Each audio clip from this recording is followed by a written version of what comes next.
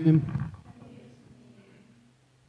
한때 지나면 코로나 전국도 마무리될 거라고 생각을 했는데 봄, 여름, 장마와 폭우, 이제 폭염에 마스크 착용까지 어쩔 방법 없이 견뎌내야 하는 참으로 하수상한 시절입니다. 하루빨리 이 세계적인 코로나 역병이 종식되기를 기도할 뿐입니다. 한 주간 가족들 모두 건강하시고 별거 없으셨는지요? 지난 3월 신천지 교단발 코로나 감염 사태에 이어 최근 극우 성향의 일부 종단 목회자들과 신도들의 그야말로 반국가적이고 반시민적인 몰직각한 정치적 행태들로 인해서 일반 사회인들로 하여금 도대체 예수 믿는다는 교회들은 뭐 하자는 집단인가 하는 국민들의 실망과 비난을 한몸에 받는 지경에 이르고 있습니다. 그야말로 한국 사회 그리스도교 위기의 시대를 맞이하고 있습니다. 도대체 그리스도를 믿고 구원의 삶을 추구하는 교회가 악마의 종단처럼 이렇게 타락하고 변질해 가고 있는 건가? 우리에게 믿음이란 무엇이고 그들이 믿는 신앙은 또한 어디에서 온 것인가? 같은 하느님을 믿고 같은 예수를 따르며 같은 성경을 사용하는데도 왜 이런 극과 극의 간극으로 벌어져 갈라져 있을까요? 내가 세례를 받고 예수의 제자로 살아간다 함과 그들이 믿는 구원이란 또한 무엇인가? 어디서부터 잘못되었을까 질문하지 않을 수가 없습니다. 첫째는 하느님에 대한 믿음에 문제가 있다고 생각되고, 둘째는 신앙은 이성이 아니라 무조건적 믿음이어야 한다고 믿는 우매함에 있지 않을까 생각이 됩니다.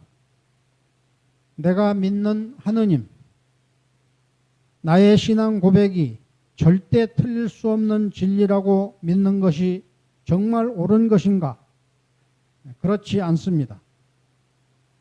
이 지구상에 무수한 대륙에 수많은 종교들이 있는데 그 가운데 신은 하나뿐이라고 주장하는 종교는 딱 세 개 종교, 유대교, 그리스도교, 이슬람교, 이 세 개 종단밖에 없습니다. 이 종교들에는 특징이 있는데 모두가 문명 세계를 중심으로 종교 문화와 역사의 주류로 행세해 왔다는 점입니다. 자신들이 믿는 신만이 정의의 신이요 전능의 신이라는 맹목을 강요하는 종교였다는 것이고, 또 하나는 그런 배타적인 믿음 때문에 전쟁도 불사하는 종교였다는 것입니다. 신의 이름으로 전쟁을 하고 무수한 생명을 죽인 역사들이 그것을 말해 줍니다. 하느님은 한 분뿐이시라는 믿음은 옳은 것입니다. 신은 한 분뿐입니다. 이때의 한 분이라는 것은 진리는 하나고 그 진리는 사랑과 평화, 공존의 가치가 하나라는 것에 대한 믿음을 의미합니다. 그 진리가 주는 사랑과 은총과 축복의 삶도 어떤 대륙의 어떤 모습의 문화로 살아가든 모두 같은 것이라는 것에 대한 믿음인 것입니다.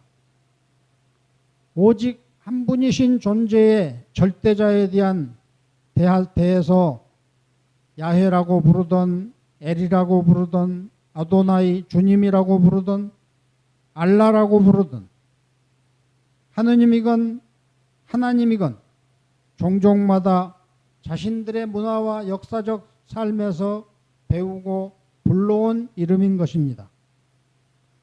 소백산은 하나인데 강원도 영월 태백에서 보는 소백산, 경상도 풍기, 영주, 문경 사람들이 보는 산, 충청도 단양에서 보는 산은 하나고 다만 정상에 오르는 등산로가 다를 뿐인 것과 같은 것입니다.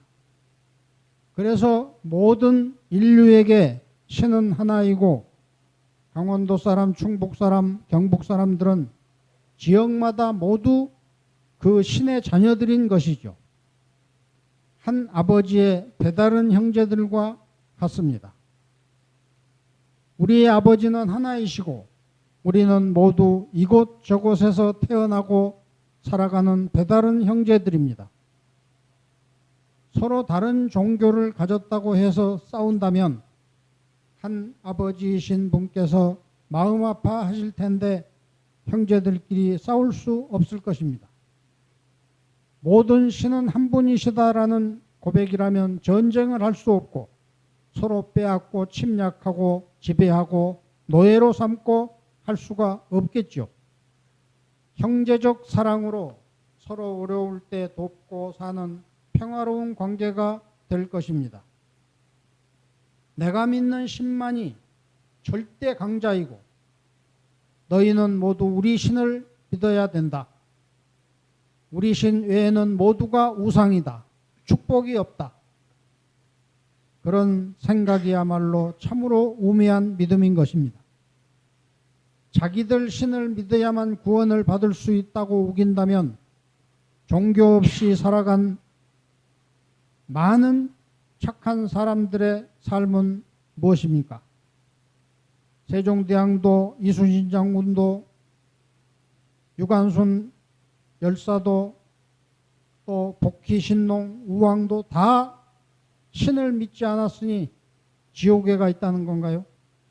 그런 어거지가 교리가 될 수는 없는 것입니다. 그런 잘못된 믿음의 결과가 영혼을 구원한다는 교회가 육신 생명을 위험에 빠뜨리는 세상의 걱정거리가 되고 있는 이유가 되는 것입니다.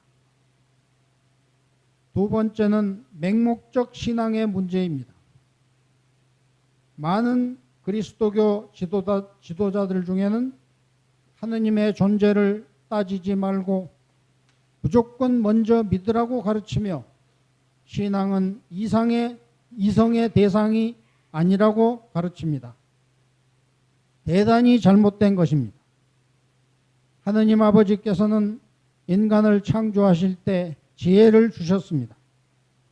이성적으로 생각하고 하느님의 뜻을 따름에 필요한 판단을 하고 이웃과 사랑과 평화를 나누는 데 필요한 행동을 하도록 창조되었습니다. 그러므로 사람은 교육을 통해 지혜와 예의 염치를 배워서 바르게 생각하고 서로 공감하고 협동하며 살아갈 수 있게 하신 것입니다. 누구나 태어날 때 제 스스로 제 생명을 돌볼 수 있도록 하셔서 먹고 자고 번식할 수 있는 식욕과 수면욕, 성욕을 선물로 주신 것입니다. 이를 본성적 3대 욕구라고 합니다. 욕구가 곧 생명을 부지해가게 하는 에너지이기 때문에 누구나 배우지 않아도 태어날 때부터 젖을 빨 줄 알고 자고 쉬려 하고 놀려고 하고 성욕을 갖게 됩니다. 본성이기 때문에 어떤 수로도 막을 수 없는 하느님께서 탑재하신 프로그램인 것입니다. 본성이란 동식물에게도 주어진 원리입니다. 그러나 만물의 영장이라는 인간은 동물과 같은 적자 생존으로 살아가서는 안 되기 때문에 스스로 제어할 수 있는 능력을 주신 것입니다. 그것을 곧 이성이라고 하는 것이죠. 본성적 욕구만으로는 욕심과 욕망과 탐욕으로 힘센 자가 약자를 지배하는 악의 축생을 면할 수 없기 때문에 이성을 필요로 합니다. 이성이란 본성적 욕구를 넘어 더 높은 가치를 하느님의 법을 찾아가게 하는 이정표이기 때문에 신앙은 이성의 삶과 같은 것입니다. 하느님의 뜻을 알고 공동체의 가치와 영성으로 살아가는 사람을 지성인이라고 하는 것입니다. 내 욕구대로, 내 욕망대로 살아가게 된다면 코로나가 어찌됐건 마스크를 쓰는 것도 불편하고 사회적 거리 두기도 귀찮게 느껴지겠죠. 최근 광화문 집회가 몰이성적이고 공동체에 대한 의무도 염치도 불사하는 인간들의 집단 광기로 보여지는 이유가 그런 것입니다. 사랑하는 교우 여러분, 오늘 복음에서 예수님께서는 제자들과 함께 갈릴리아 활동을 마무리하는 시점에서 제자들에게 질문하십니다. 사람들이 나를 누구라고 하더냐? 세례자 요한이라고 하고 어떤 이는 엘리야라 하고 또 어떤 이들은 예레미야나 옛 예언자 중에 한 분이라고도 합니다. 그러면 너희는 나를 누구라고 생각하느냐? 살아계신 하느님의 아들 그리스도이십니다. 너는 베드로다. 내가 이 반석 위에 교회를 세우고 하늘나라의 열쇠를 줄 것이다. 내가 땅에서 매면 하늘에서도 매어 있을 것이고 땅에서 풀면 하늘에서도 풀릴 것이다.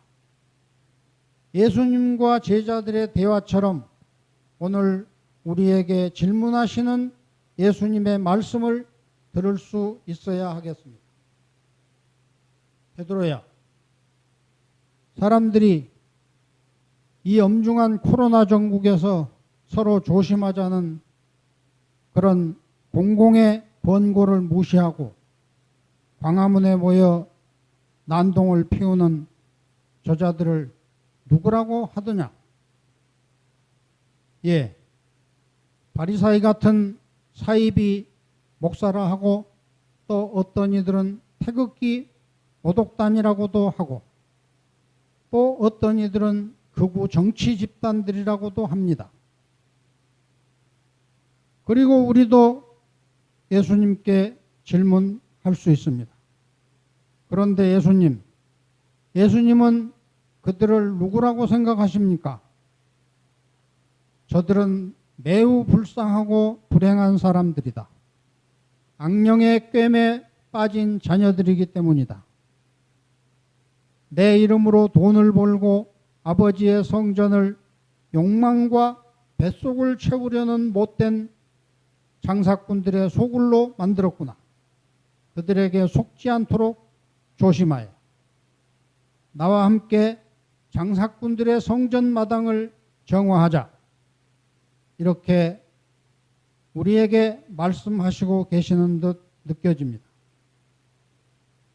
교우 여러분, 주 예수님께서는 베드로라는 반석 위에 교회를 세우시고 하늘나라의 열쇠를 주셨습니다. 우리가 베드로입니다. 우리가 교회이고 우리의 삶이 하늘나라의 열쇠인 것입니다. 이 어려운 시대, 이 땅에 누가 생명과 평화, 진리와 정의의 나라를 만들 것입니까? 예수님을 따르는 우리가, 예수님께 천국의 열쇠를 받은 우리가 땅에서 풀면 하늘에서도 풀립니다. 우리가 신앙인이기 이전에 민주시민으로서의 협력과 공감과 연민과 배려로 우리 시대를 끌어안고 코로나의 상처를 극복하고 이성적인 믿음과 사회 역사의식으로 개혁을 이루고 민족의 번영과 통일과 화해를 위해 헌신한다면 하늘나라의 열쇠로 이 땅에서 혼란을 푸는 열쇠가 될 것입니다.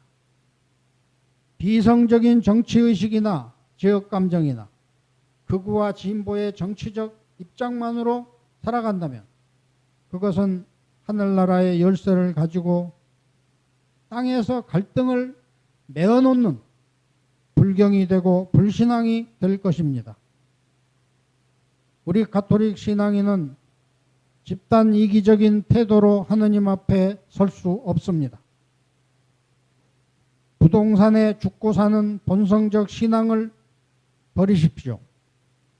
가톨릭 신앙인이라면 광복절에 광화문에서 성족이나 일장기를 들고 시위하는 그런 태극기 집회에 나가거나 가짜 그리스도인 세력들과 어울리거나 지지해서는 안 됩니다. 그것도 조당에 해당됩니다. 안 됩니다. 영성체를 모실 수 없습니다. 의식이 있고 이성적인 민주 시민들과 우정을 나누며 국가 개혁을 위해 헌신하는 행동하는 시민이 되셔야 평화의 나라를 바로 세우는 예수의 제자라고 말할 수 있을 것입니다. 예수님께서는 오늘도 우리에게 묻고 계십니다. 너희는 나를 누구라고 생각하느냐? 나를 따르는 제자라면 어떤 삶을 살아야 하고 어떤 사회적 태도를 가져야 한다고 생각하느냐?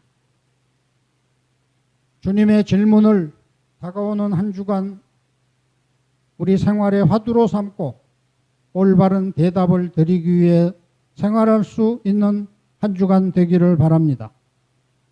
제대로 된 대답을 드리고 행동하는 삶이 바로 우리에게 내 자신에게서 하늘나라의 열쇠를 푸는 삶이 될 것이고 여러분이 하는 모든 일에서 좋은 결실을 얻게 하는 비결이 될 것입니다.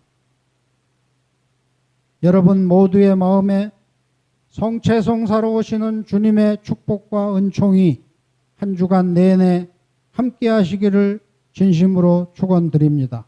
아멘.